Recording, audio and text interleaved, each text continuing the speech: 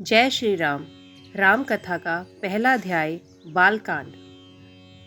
कौशल प्रदेश, जिसकी स्थापना वैवस्वत मनु ने की थी, पवित्र सरयू नदी के तट पर स्थित है। सुंदर एवं समृद्ध अयोध्या नगरी इस प्रदेश की राजधानी है। वैवस्वत मनु के वंश में अनेक शूरवीर, पराक्रमी, प्रतिभाशाली तथा यशस्वी राजा हुए, जिनमें से राजा दशरथ भी एक थे। राजा दशरथ वेदों के स्मर्मज्ञ, धर्मपरायण, दयालु, रणकुशल और प्रजापालक थे।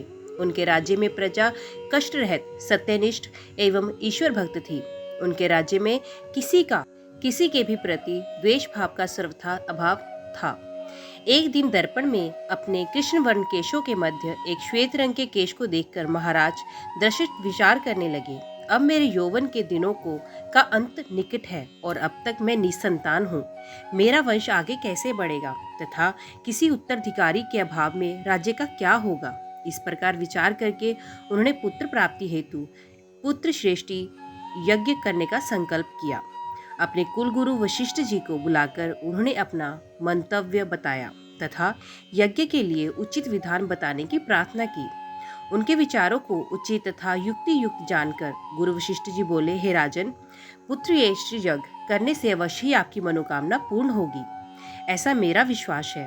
अतः शीघ्र अश्वमेघ यज्ञ करने तथा इसके लिए एक सुंदर श्यामकर्ण अश्व छोड़ने की व्यवस्था करें। गुरु वशिष्ठ की मंत्रणा के अनुसार शीघ्र ही महाराज दशरथ ने सरयू नदी के उत्तरी तट पर सुसज्जित एवं अत्यंत मनोरम यज्ञशाला का निर्माण करवाया तथा मंत्रियों और सेवकों को सारी व्यवस्था करने की आज्ञा देकर महाराज दशरथ ने रणिवास में जाकर अपनी तीनों रानियां कौशल्या, कैकेयी और सुमित्रा को ये शुभ समाचार सुनाया। महाराज के वचनों को सुनकर सभी रानियां प्रसन्न हो गईं। मंत्रीगणों तथा सेवकों ने महाराज की आज्ञा अनुसार श्यामकर्ण घोड़ा चतुरंगिणी सेना के साथ छुड़वा दिया। महाराज दशरथ ने देश देशांतर की मनस्वी, तपस्वी, विद्वान, ऋषि मुनियों तथा वेद विज्ञ प्रकांड पंडितों को यज्ञ संपन्न कराने के लिए बुलावा भेज दिया। निश्चित समय आने पर समस्त अभ्यागतों के साथ महाराज दशरथ अपने गुरु वशिष्ठ जी तथा अपने परम मित्र अंग देश के अधिपति लोकपाद के जमाता रिंग ऋषि को लेकर यज्ञ मंडप में पधारे। इस प्रकार महान यज्ञ का विधिवत शुभारंभ किया गया। संपूर्ण वातावरण वेदों की रचनाओं के उच्च स्वर में पाठ से गूंजते तथा संहिता की सुगंध से महकने लगे। समस्त पंडितों, ब्राह्मणों, ऋषियों आदि को यथोचित धन धान्य, गो आदि भेंट करके सादर विदा करने के साथ यज्ञ की समाप्ति हुई। राजा दशरथ ने यज्ञ के प्रसाद चरा को अपने महल में ले जाकर अपनी तीनों रानियों में वितरित कर दिया। प्रसाद ग्रहण करने के परिणाम स्वरूप परमपिता परमात्मा की कृपा से तीनों रानियों ने गर्भ धारण किया। जब चैत्र मास के शुक्ल पक्ष की नवमी तिथि को पुनर्वसु नक्षत्र में सूर्य, मंगल, शनि, बृहस्पति तथा शुक्र अपने अपने उच्च स्थानों में विराजमान थे, कर्क लगन का उदय होते ही महाराज दशरथ की बड़ी रानी कौशल्या के गर्भ से एक शिशु का जन्म हुआ, जो के श्याम वर्ण, अत्यंत तेजोमय, परम कांतिवान तथा अद्भुत सौंदर्यशाली थे। उस शिशु को देखने वाले ठगे से रह जाते थे। इसके पश्चात शुभ नक्षत्रों और शुभ घड़ी में महारानी कैकेयी के एक तथा तीसरी रानी सुमित्रा के 2 तेजस्वी पुत्रों को जन्म हुआ। संपूर्ण राज्य में आनंद मनाया जाने लगा। महाराज के चारों पुत्रों के जन्म के उल्लास में गंधर्व गान करने लगे और अप्सराएं नृत्य करने लगी। देवता अपने विमानों में बैठकर पुष्प वर्षा करने लगे। महाराज ने उन्मत्त हस्त से राजद्वार पर आए हुए भाट, चरण तथा आशीर्वाद ले देने वाले ब्राह्मणों और याचकों को दक्षिणा दी। पुरस्कार में प्रजाजनों को धन धान्य तथा दरबारियों को रत्न, आभूषण तथा उपाधियां प्रदान की। चारों पुत्रों का नामकरण संस्कार महर्षि वशिष्ठ के द्वारा करवाया गया तथा उनके नाम श्री रामचंद्र, भरत, लक्ष्मण और शत्रुघ्न रखे गए। आयु बढ़ने के साथ ही साथ रामचंद्र गुणों में भी अपने भाइयों से आगे बढ़ने लगे तथा प्रजा में अत्यंत लोकप्रिय होने लगे। उनमें अत्यंत विलक्षण प्रतिभा थी, जिसके परिणाम स्वरूप अल्पकाल में ही वे समस्त विषयों में पारंगत हो गए। उन्हें सभी प्रकार के अस्त्र शस्त्रों को चलाने तथा हाथी, घोड़े एवं सभी प्रकार के वाहनों की सवारी में उन्हें असाधारण निपुणता प्राप्त हो गई। वे निरंतर माता पिता और गुरुजनों की सेवा में लगे रहे। उनका अनुसरण शेष 3 भाई भी करते थे। गुरुजनों के प्रति जितनी श्रद्धा भक्ति इन चारों भाइयों में थी, उतना ही उनमें परस्पर प्रेम भी था। महाराज दशरथ का हृदय अपने चारों पुत्रों को देखकर गर्व और आनंद से भर उठता था। अयोध्यापति महाराज दशरथ के दरबार में यथोचित आसन पर गुरु वशिष्ठ जी, मंत्रीगण और दरबारीगण बैठे थे। अयोध्या नरेश ने गुरु वशिष्ठ से कहा, हे गुरुदेव, जीवन तो क्षणभंगुर है। मैं वृद्धावस्था की ओर अग्रसर होते जा रहा हूँ। राम, भरत, लक्ष्मण और शत्रुघ्न चारों ही राजकुमार अब वयस्क भी हो चुके हैं। मेरी इच्छा है कि इस शरीर को त्यागने से पहले राजकुमारों का विवाह देख लूं। अत आपसे निवेदन है कि इन राजकुमारों के लिए योग्य कन्याओं की खोज करवाएं। महाराज दशरथ की बात पूरी होते ही द्वारपाल ने ऋषि विश्वामित्र के आगमन की सूचना दी। स्वयं राजा दशरथ ने द्वार तक जाकर विश्वामित्र की अभ्यर्थना की और आदरपूर्वक उन्हें दरबार के अंदर ले आए तथा गुरु वशिष्ठ के पास ही आसन देकर उनका यथोचित सत्कार किया।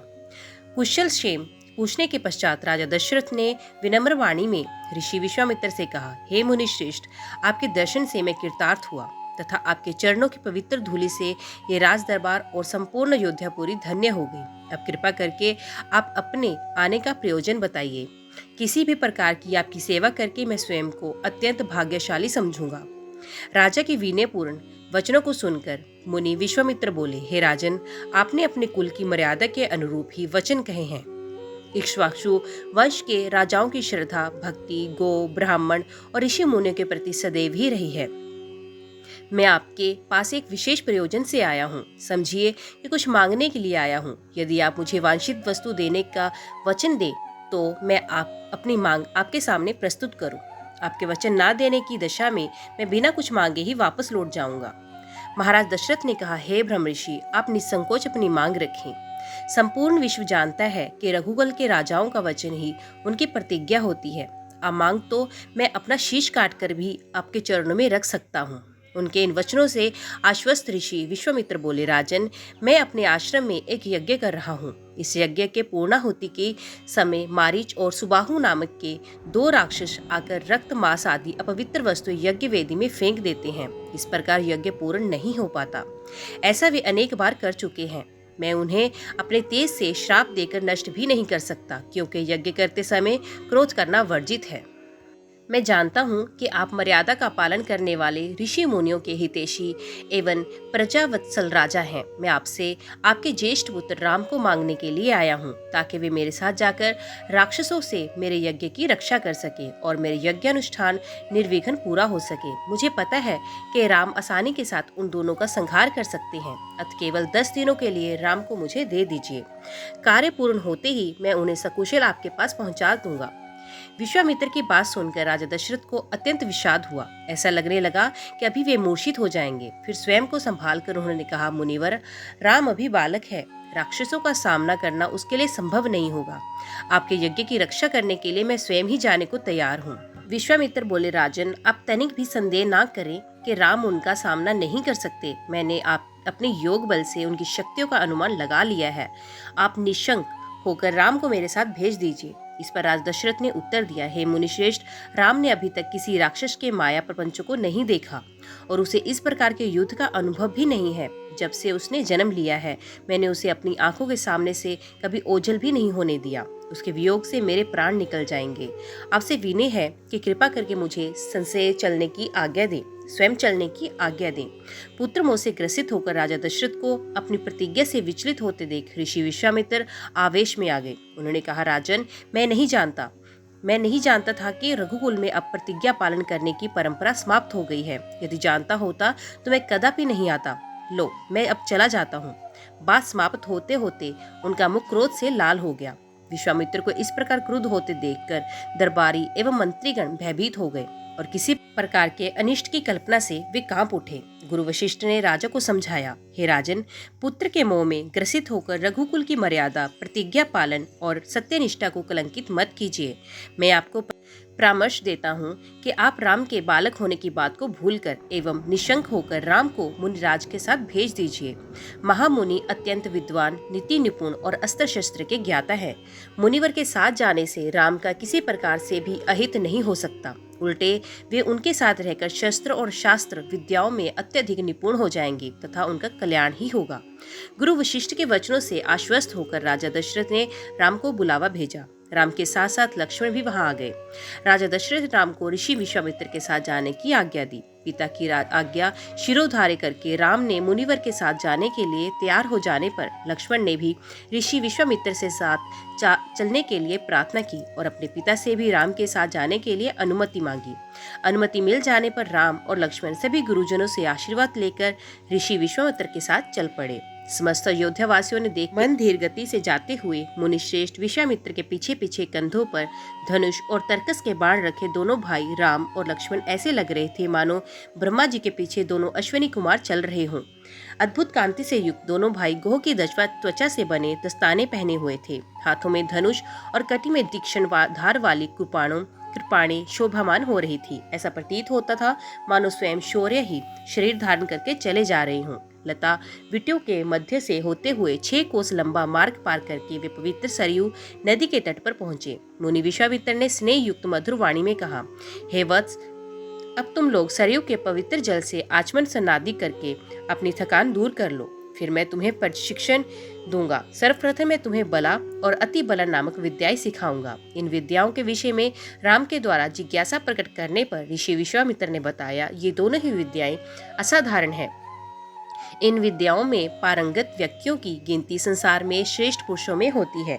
विद्वानों ने इन्हें समस्त विद्याओं की जननी बताया है। इन विद्याओं को प्राप्त करके तुम भूख प्यास को विजय कर सकते हो। इन तेजों में विद्याओं की सृष्टि स्वयं ब्रह्मा जी ने ही की है। इन विद्याओं को पाने का अधिकारी समझकर मैं तुम्हें इन्हें प्रदान कर रहा हूँ। राम और लक्ष्मण ने स्नान आदि से निवृत्त होने के पश्चात विश्वामित्र जी ने उन्हें इन विद्याओं की दीक्षा दी। इन विद्याओं के प्राप्त हो जाने पर उनके मुखमंडल पर अद्भुत कांति आ गई। तीनों ने सरयू तट पर ही विश्राम किया। गुरु की सेवा करने के पश्चात दोनों भाई तृणशैयाओं पर सो गए। जय श्री राम, जय हनुमान। तो दोस्तों, आज की वीडियो में बस इतना ही। उम्मीद करती हूँ वीडियो आपको पसंद आई होगी। वीडियो पसंद आई हो तो वीडियो को लाइक और चैनल को सब्सक्राइब जरूर कीजिएगा। तो मिलते हैं अगले अध्याय के साथ। तब तक के लिए देखते व सुनते रहिए। जय मां कंजक, जय माता दी।